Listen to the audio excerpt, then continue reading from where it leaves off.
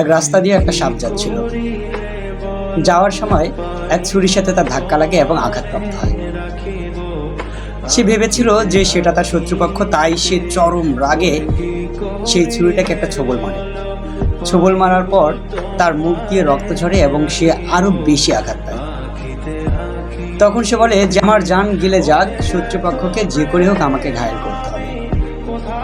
তাই সে রাগে, ক্ষোভে এবং ঘৃণায় সেই ছুরির আষ্টে পৃষ্ঠে নিজেকে জড়িয়ে ফেলল।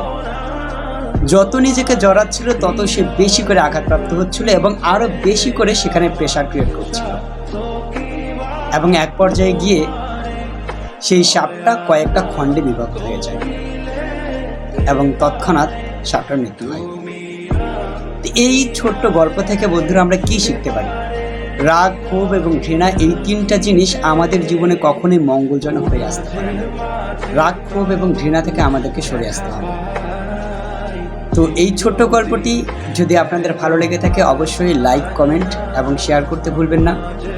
যদি আমাদের চ্যানেলের নতুন দর্শক হয়ে থাকেন তাহলে অবশ্যই সাবস্ক্রাইব করে পাশে থাকবেন।